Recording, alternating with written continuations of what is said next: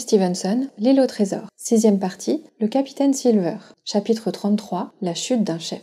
On ne vit jamais dans ce monde pareille subversion. Tous les 6, les pirates semblaient frappés de la foudre. Mais Silver eut vite surmonté le coup. Tous les désirs de son âme s'étaient élancés vers cet argent, comme des chevaux de course. Et, bien qu'arrêté en une seconde nette, il sut garder son sang-froid, recouvrer son équilibre et modifier ses plans, avant que les autres eussent eu le loisir de bien comprendre leur désappointement. « Jim, me glissa-t-il tout bas, prends ça, et gare là-dessous au grabuge. » Et il me passa un pistolet à 2 coups. Déjà il s'avançait tout doucement vers le nord, et quelques pas lui suffirent à placer le trou entre nous deux et les 5 autres. Puis il me regarda en hochant la tête, comme pour dire « Nous voilà dans une sale passe », ce qui était bien de mon avis. Ses allures étaient maintenant tout à fait amicales, et ses changements continuels me révoltaient au point que je ne pus m'empêcher de lui murmurer. « Ainsi donc, vous avez encore une fois changé de parti ?» Il n'eut pas le temps de me répondre. Avec des cris et des blasphèmes, les forbans avaient sauté l'un après l'autre dans la fosse, où ils creusaient avec leurs mains, tout en rejetant les planches de côté. Morgan trouva une pièce d'or. Il la leva en l'air dans une vraie trompe de jurons. C'était une pièce de 2 guinées. Pendant un quart de minute, elle passa de main en main. 2 guinées, rugit Mary en la brandissant vers Silver. Hein, les voilà tes 700 000 livres. Tu t'y connais en fait de marché, toi. Tu dis que tu n'as jamais rien gâché, toi, espèce d'andouillé tête de bois. Creusez, garçon, dit Silver avec le plus froid cynisme. Vous trouveriez des truffes que ça ne m'étonnerait pas. Des truffes, répéta Mary avec un cri d'indignation. Vous l'entendez, les gars? Je vous le dis, moi, cet homme-là savait tout. Regardez-le, c'est écrit sur sa figure. Mary, remarqua Silver. Te voici encore candidat capitaine? Tu es un garçon d'avenir, pour sûr. Mais cette fois, tous tenaient pour Mary. Ils se mirent à grimper hors de l'excavation, en décochant derrière eux des regards furibonds. Je notais une chose de bon augure pour nous. Tous sortaient par le côté opposé à Silver. Nous restions là, 2 d'un côté et 5 de l'autre, avec la fosse entre nous, sans que personne trouvât le courage de porter le premier coup. Silver ne bronchait pas. Bien droit sur sa béquille, il les surveillait d'un air plus impassible que jamais. Indéniablement, il était brave. À la fin, Mary jugea opportun de haranguer ses compagnons. « Camarades, leur dit-il, en voilà 2 devant nous, seuls. L'un est le vieux Stropia qui nous a tous amenés ici et nous a fait tomber dans ce pétrin. L'autre est ce petit morveux dont je tiens à arracher le cœur. C'est l'instant, camarade. » Il éleva le bras en même temps que la voix. Mais à la même minute, pan, pan, pan, 3 coups de mousquet jaillirent du fourré. Mary culbuta dans l'excavation la tête la première. L'homme au bandage, frappé à mort, giroya comme un toton, s'abattit d'un bloc sur le flanc et y resta, agité d'une dernière convulsion. Les 3 autres firent volte-face et déguerpirent à toutes jambes. En un clin d'œil, Long John avait déchargé les 2 coups d'un pistolet sur Mary, qui se débattait dans son trou, et comme le moribond levait vers lui des yeux agonisants, il lui lança. « George, il me semble que nous voilà quittes. » Cependant, le docteur, Gray et Ben Gunn, au point leurs mousquets fumants, surgirent des muscadiers et s'approchèrent de nous. « En avant, mes enfants !» cria le docteur. « Et au trot! Il nous faut les empêcher d'atteindre les embarcations. » Et nous partîmes à grande vitesse, enfonçant parfois dans les buissons jusqu'à la poitrine.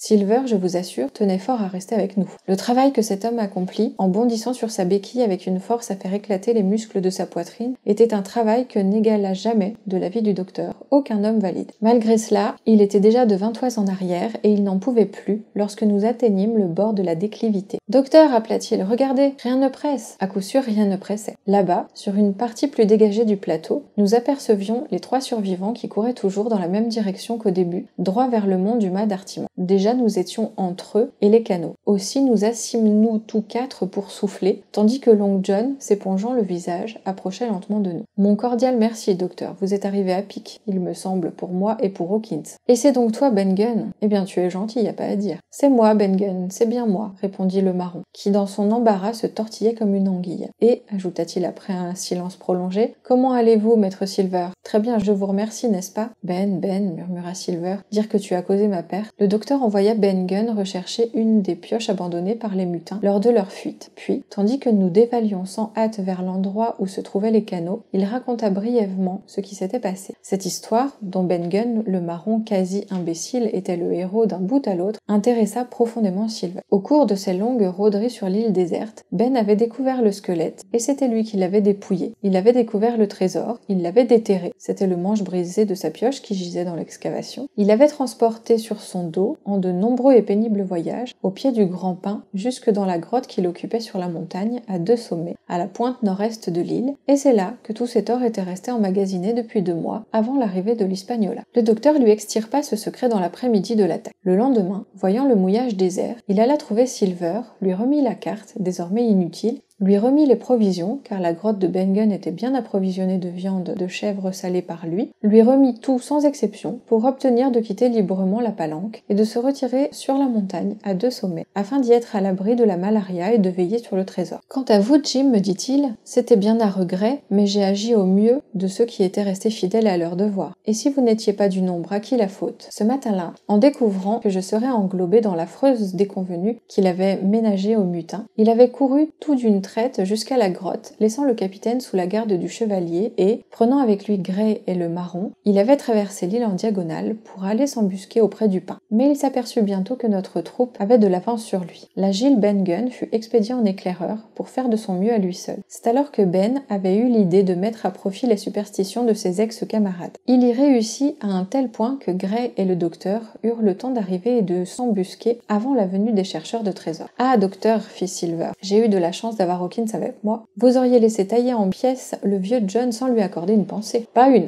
répondit le médecin avec jovialité. Nous étions arrivés au yawl. S'armant de la pioche, le docteur démolit l'une d'elles et tout le monde s'embarqua dans l'autre pour gagner par eau la baie du Nord. C'était un trajet de 8 à 9 milles. Silver, bien que déjà épuisé de fatigue, fut mis à un aviron comme les autres et nous glissâmes prestement sur une mer d'huile. Le goulet franchi, nous doublâmes la pointe sud-est de l'île autour de laquelle nous avions 4 jours plus tôt remorqué l'Hispaniola. En doublant la montagne à 2 sommets, nous aperçûmes l'orifice obscur de la grotte de Ben Gunn et auprès un personnage debout appuyé sur son mousquet. C'était le chevalier. On agita un mouchoir en poussant 3 hurrahs auxquels Silver unit sa voix aussi vigoureusement qu'un autre. 3 milles plus loin, à l'embouchure même de la baie du Nord, devinez ce que nous rencontrâmes? L'Hispaniola, voguant à l'aventure. La dernière marée l'avait remise à flot, et y eût-il eu beaucoup de brise, ou un fort jusant, comme dans le mouillage sud, nous ne l'aurions jamais revue, ou du moins elle se serait échouée sans remède. En réalité, à part la grand voile en loch, il y avait peu de dégâts. On para une autre ancre, et l'on mouilla par une brasse et demie de fond. Nous repartîmes à l'aviron jusqu'à la crique du Rhum, point le plus rapproché du trésor de Ben Gunn. Puis Gray s'en retourna seul avec la yawl jusqu'à l'Hispaniola, où il devait passer la nuit à veiller. Du rivage à l'entrée de la grotte, on accédait par une pente douce. Au haut de celle-ci, le chevalier nous attendait. Aimable et affectueux avec moi, il n'eut pour ma fugue pas un mot de reproche ni d'éloge. Aux salutations polies de Silver,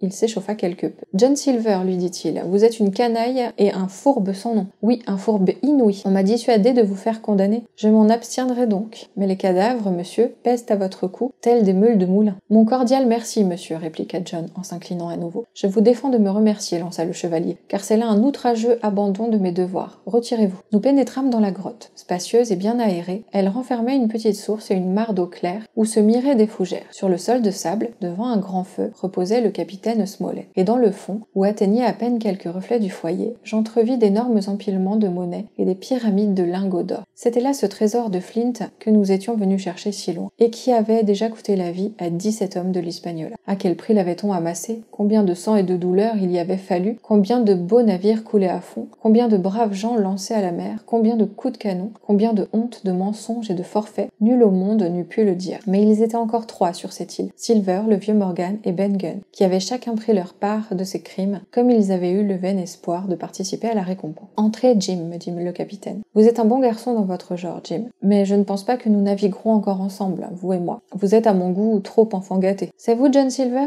Qu'est-ce qui vous amène ici, matelot? Je rentre dans le devoir, monsieur, répondit John. Ah, dit le capitaine. Et il borna là ses commentaires. Quel souper agréable je fis ce soir-là, entouré de tous mes amis. Comme je goûtais ce repas, composé de viande de chèvre salée par Ben Gunn avec quelques friandises et une bouteille de vin vieux provenant de l'Hispaniola, jamais on ne vit, j'en suis sûr, gens plus gais ni plus heureux. Et Silver était là, assis à l'écart, presque en dehors de la lumière du foyer, mais mangeant de bon appétit, prompt à s'élancer quand on désirait quelque chose, joignant même en sourdine son rire au nôtre, le même marin placide, poli, obséquieux qu'il avait été durant tout le voyage.